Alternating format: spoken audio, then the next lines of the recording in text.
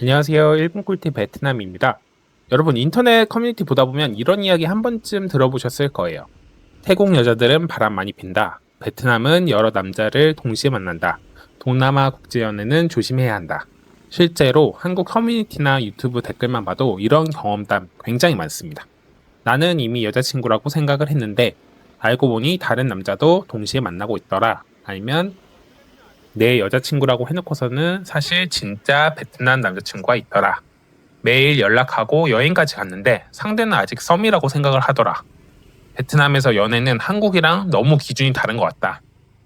많은 한국 남성분들도 고민과 걱정이 많으신 것 같았어요. 그래서 오늘은 한국 남성들이 베트남 국제연애에서 충격을 받는 이유, 그리고 실제로 베트남 젊은 세대의 연애 문화는 어떤지 한번 알아보도록 하겠습니다. 그럼 출발하시죠. 내 여자친구가 다른 남자랑 잤습니다. 최근 베트남 언론사인 VN 익스프레스에 한 남성의 사연이 올라왔는데요. 내용이 상당히 충격적이었어요. 남성은 자신이 진지하게 만나던 여자친구가 연애 중 여러 번 다른 남성과 잠자리를 가졌다는 사실을 알게 되었습니다. 한국으로 보면 거의 관계가 이제 끝난 거라고 봐야 될 텐데 베트남에서는 좀 흥미로운 댓글들이 있었어요. 그거는 잘못했다. 상대를 존중하지 않은 행동이다. 이런 반응이 대부분이었지만 동시에 일부는 이런 이야기도 하더라고요. 아직 결혼한 것도 아니지 않냐? 연애는 서로 알아가는 과정인데 왜 그러냐? 더 맞는 사람을 찾는 방법일 수도 있다. 우리 구독자분들 입장에서는 굉장히 충격적일 것 같아요. 왜냐하면 한국에서는 보통 사귀기 시작하면 이거는 독점의 관계라고 생각을 하잖아요. 동시에 다른 남자, 여자를 만나는 거는 바람을 피는 거라고 생각하는데 베트남에서는 좀 다른 인식도 있는 것 같더라고요. 우리는 한국에서 연애를 하면 굉장히 빠르게 책임과 의무가 생깁니다. 연락도 해야 되고요. 이성 친구들 관리도 해야 되고 술자리도 조심해야 됩니다. 거의 뭐 썸 타는 단계만 돼도 사실 여러 명과 동시에 썸은 안 타고 한 명이랑만 타는 게 일반적이잖아요. 특히 저를 비롯해서 30대에서 한 50대 정도 되는 한국 남성분들은 다들 사귀면 서로 다른 이성 관계는 정리한다. 이런 게 암묵적으로 다 동의하시는 걸 거예요. 그런데 베트남에서는 이게 좀 다르다고 합니다. 특히 최근에 호찌민이나 하노이 같은 대도시 젊은 세대에서는 관계를 완전히 확정하기 전까지 여러 사람을 동시에 알아보는, 그러니까 썸을 여러 명과 타는 게 예전보다 훨씬 자연스럽고 많아졌다고 합니다. 모든 베트남 사람이 그렇다는 건 아니고요. 여전히 보수적인 사람들도 굉장히 많아요. 그럼에도 불구하고 최근 젠지 세대라고 하는 20대 분들에게서는 이런 트렌드가 많이 나타나는 것 같습니다. 특히 국제 연애를 동시에 하시는 분도 굉장히 많다고 해요. 뭐 이런 이유는 여러 가지가 있을 텐데요. 아무래도 외국 사람은 조금 더 개방적일 거라는 생각도 있을 거고요.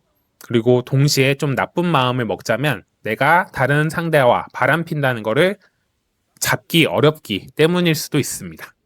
이러한 가벼운 연애 방식이 가장 표면적으로 드러나는 게 바로 데이팅 앱이라고 할 수 있을 텐데요. 베트남 뉴스에 따르면요. 호치민 18세에서 25세 사이 싱글들은 72%가 데이팅 앱을 사용하고 있다고 보도했습니다. 또 또이제라고 하는 주요 언론사에서는 하노이와 호치민의 젊은 직장인들이 오프라인 소개팅 행사, 데이팅 앱, SNS를 동시에 활용하면서 연애를 찾는 게 일반적이라고 전했어요. 그렇다면 베트남 여성분들 주로 어떤 앱을 사용하는지 한번 알아보겠습니다. 가장 많이 쓰는 앱 1위는 여러분들도 잘 아실 텐데요. 틴더라는 앱이라고 해요. 전 세계 뭐 글로벌적인 앱이고 베트남에서도 많이 쓰고 있는데 실제로는 이제 광고나 아니면 가짜 프로필 계정도 많아서 이런 게 좀 문제라고 하더라고요. 범블도 비슷합니다. 이것도 글로벌 앱으로 알고 있는데 베트남에서도 꽤 많이 쓰이는 편이고요. 틴더보다는 좀 원나잇 스탠드라고 하죠. 하룻밤 상대를 찾는 용도로 많이 쓰는 걸로 저는 알고 있어요. 그리고 한국 분들은 익숙하실 텐데요. 미프라는 앱도 있고요. 이 세 가지 앱 모두 좀 누구나 쉽게 접할 수 있다는 장점, 반대로 누구나 쉽게 들어갈 수 있기 때문에 광고, 사칭 계정, 사기 등도 많다는 게 문제점이 있습니다. 이 두 가지 외에 저는 만약에 데이팅 앱을 사용한다고 하면 페이스북 데이팅 가장 추천을 드려요. 일단은 무료고요. 그리고 베트남에 전화번호가 있어야지 사용이 가능하십니다. 제가 알기로는 전화번호로 이제 개통을 하고 뭐 한 달 정도 지나야지 이게 활성화가 되는 걸로 알고 있어요. 그래서 뭐 뜨내기 여행자들이라거나 아니면 가짜 계정을 사용해서 소개 프로필을 올리는 게 좀 어려운 것으로 알고 있고요. 두 번째는 인스타그램 DM이 있을 것 같아요. 최근에 젊은 세대들 굉장히 많이 쓰고요. 이거는 이제 피드라고 해서 이제 탐색 기능 쓰다가 마음에 드는 이성이 있으시면 DM으로 많이 보내시는 것 같더라고요. 저는 그나마 이 두 개가 조금 더 건전한 연애 문화를 지향하시는 분들께 추천을 드리는 앱이다라고 말씀드릴 것 같습니다.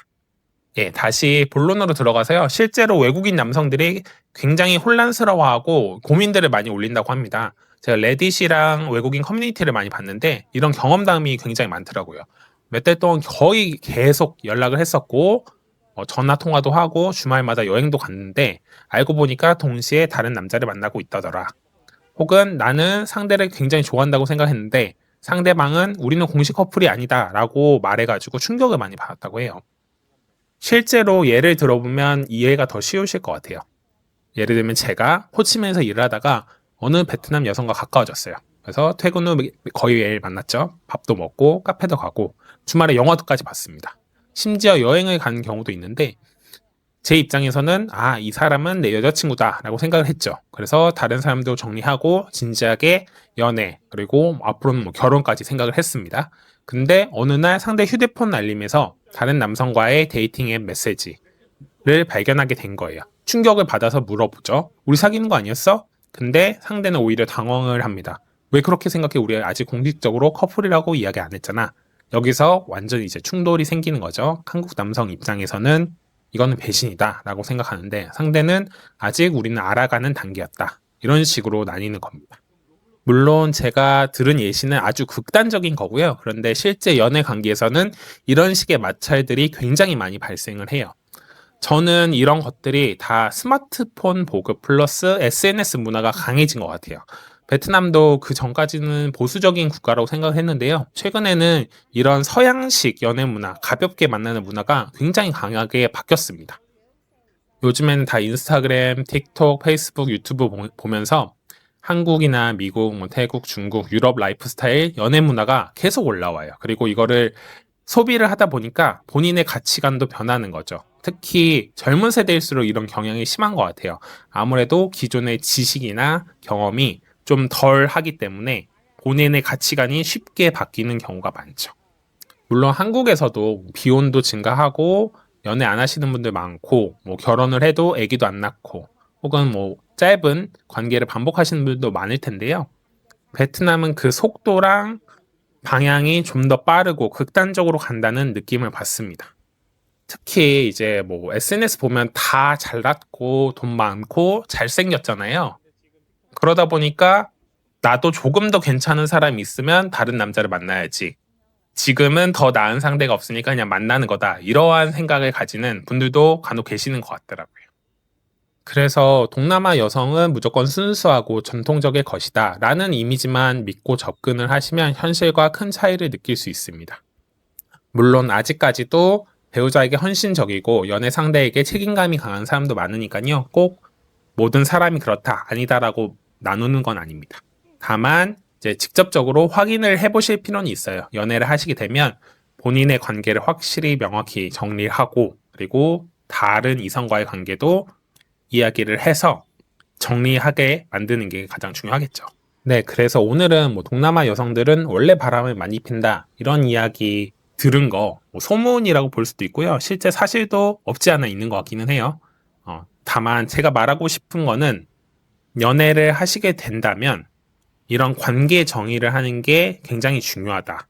그리고 한국 분들이 보통은 앱을 통해서 많이 만나시게 되는데 인터넷으로 좀 더 쉽게 만난 만큼 쉽게 헤어지는 경우도 있는 것 같아요. 그래서 이 관계 정의를 잘 하시고 진지한 연애를 할 수 있게끔 이렇게 소통을 많이 하시는 게 좋지 않을까 싶습니다. 오늘도 구독과 좋아요 알림 설정 감사드리고요. 더 좋은 영상으로 찾아뵙는 일본 꿀팁 베트남 되겠습니다. 감사합니다.